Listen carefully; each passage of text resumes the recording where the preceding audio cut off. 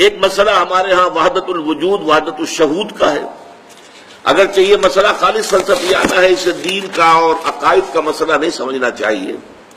لیکن یہ ہے کہ وجود جو ہے مشترک ہے، اللہ کا وجود ہے، ہمارا بھی وجود ہے۔ تو جس طریقے سے ہم علم کے مقابلے میں کہیں گے کہ اللہ کے علم کے مقابلے میں مخلوق کا علم نہ ہونے کے برابر ہے، محدود ہے، عطائی ہے، اس کا دیا ہوا ہے، حادث ہے، تو نہ ہونے کے برابر۔ چنانچہ آپ میں سے بہت سے حضرات کو یاد ہوگی دعائے استخارہ، جو اس کے بارے میں آتا ہے، صحابہ کرام بتاتے ہیں کہ ہمیں اس طرح حضور نے یہ دعا تلقین فرمائی اور یاد کرائی جیسے کہ قرآن مجید ہمیں پڑھایا اور یاد کرایا۔ اللہم انی استخیرک بعلمک واستقدرک بقدرتک واسألک من فضلک العظیم فإنک تقدر ولا اقدر وتعلم ولا اعلم وانت علام الغیوب۔ اے اللہ تجھے قدرت حاصل ہے، مجھے کوئی قدرت حاصل نہیں، تجھے علم حاصل ہے، مجھے کوئی علم حاصل نہیں۔ ظاہر بات ہے کہ اس کے یہ معنی تو نہیں ہے کہ کوئی علم حاصل نہیں، نفی مطلق کیسے ہو جائے گی؟ آخر حضور کو بہت سا علم حاصل تھا، ہمیں بھی کچھ نہ کچھ علم حاصل ہوتا ہے، تو لا علم لنا، اور یہاں جو فرمایا فإنک تقدر ولا اقدر ولا تعلم ولا اعلم، وہ تعلم ولا اعلم، تو جانتا میں نہیں جانتا، وہ اس اعتبار سے کہ ہمارا علم اللہ کے علم کے مقابلے میں نہ ہونے کے برابر ہے، جس کے بارے میں ایک حدیث میں یہ تشریح دی گئی ہے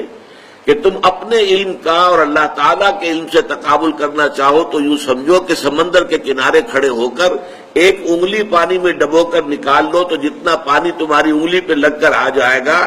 اس پانی کو جو تناسب ہے سمندر کے پانی کے ساتھ،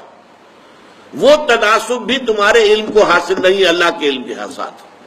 یہ ہے زمین و آسمان کا فرق ہے۔ تو گویا کہ ہمارا وجود اللہ تعالیٰ کے وجود کے مقابلے میں گویا وہمی ہے، خیالی ہے، حقیقی نہیں ہے، واقعی نہیں ہے۔ یہ وحدت الوجود جو ہے کہ لا معبود الا اللہ، لا مقصود الا اللہ، لا مطلوب الا اللہ، لا محبوب الا اللہ، اب اس میں ایک اوپر درجہ اور ہے، لا موجود الا اللہ، اللہ کے سوا کوئی موجود نہیں، یعنی وجود حقیقی صرف اللہ کا ہے۔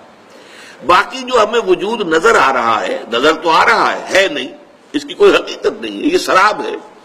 جیسے پانی نظر آتا ہے، اسے آپ دیکھتے ہیں شاید پانی ہے، پانی تو وہ نہیں ہے، سراب ہے وہ تو۔ لہذا اس کے لیے جو شعر کہے گئے کل ما فی الکون وہم او خیال اور رکوس فی المرایا او ظلال، اس کائنات میں جو کچھ ہے یا تو وہم ہے ہمارا یا خیال ہے ہمارا، اور یا یہ کہ جیسے شیشوں میں آئینوں کے اندر عکس نظر آتے ہیں، آپ آئینے کے سامنے کھڑے ہیں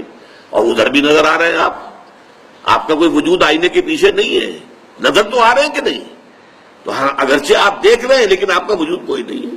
تو جیسے کہ آئینے کے اندر تصویریں بن جاتی ہیں اور عکس نظر آتا ہے، یا یہ کہ درخت کا سایہ جو ہے زمین پر پڑ رہا ہے، ظلال ظل، تو اس سے زیادہ حقیقت اس کائنات کی نہیں۔ اب یہ اس میں دو ہمارے جو بہت بڑے بڑے بزرگ ہیں جن کا اختلاف ہے، وحدت الوجود شیخ ابن عربی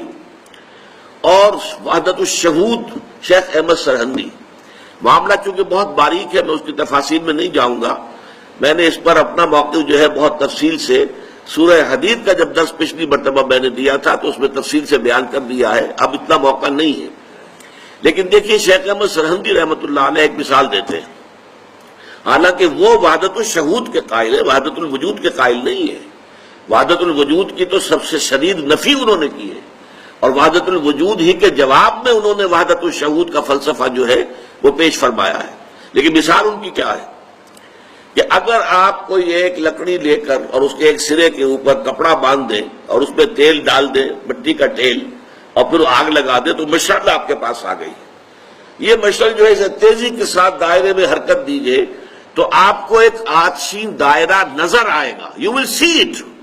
ایک سرکل ہے آگ کا، کیونکہ آپ تیزی کے ساتھ حرکت دے رہے ہیں اس کو، مشعل کو، تو آپ کو وہ جو ایک مشعل جو ہے وہ آپ کو ایک دائرے کی شکل میں نظر آئے گی، نظر آ رہی ہے لیکن آپ کو معلوم ہے کہ دائرہ موجود نہیں ہے۔ ہر چند کہیں کہ ہے نہیں ہے، نظر آ رہا ہے نہیں۔ مغربی فلاسفہ میں سے بریڈلے نے اس پر جو کتاب لکھی تھی اپیئرنس اینڈ ریئلٹی، یہ اپیئرنس جو کچھ ہمیں نظر آ رہا ہے کائنات کے اندر یہ ریئل نہیں ہے، ریئلٹی سم تھنگ اور، وہ کچھ اور شے ہے۔ تو اس حوالے سے یہ جو وجود کا معاملہ ہے کہ ہم اپنے وجود کو اللہ پر قیاس نہیں کر سکتے اور اللہ کے وجود کو اپنے وجود پر قیاس نہیں کر سکتے. یہ دونوں جو ہے متمائز ہیں، متغائر ہیں، اور اللہ کے وجود کے مقابلے میں ہمارا وجود نہ ہونے کے برابر ہے. البتہ اس وحدت الشہود یا وحدت الوجود کی جو عامیانہ تشریح کی جاتی ہے عمومی سطح پر عام لوگوں کے اندر، وہاں یقیناً خطرے پیدا ہو جاتے ہیں، اور وہاں پینتھیزم کے ساتھ، ہمہ اوست کے ساتھ اس کی ایک مشابہت پیدا ہو جاتی ہے. یہی وجہ ہے کہ ہمارے بہت سے ائمہ نے، امام ابن تیمیہ رحمۃ اللہ علیہ نے بڑی شدت کے ساتھ جو ہے مخالفت کی ہے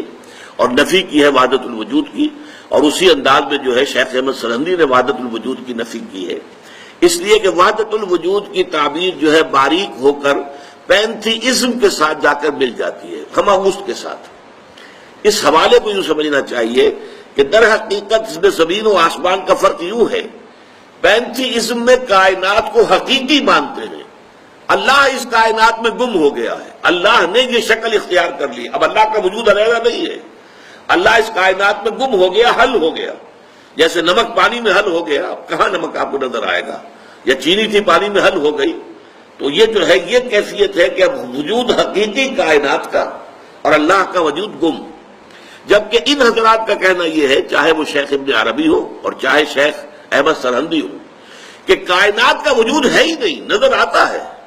حضرت شیخ احمد سرہندی کے الفاظ یہ ہیں، ای الصنعت باری تعالی است،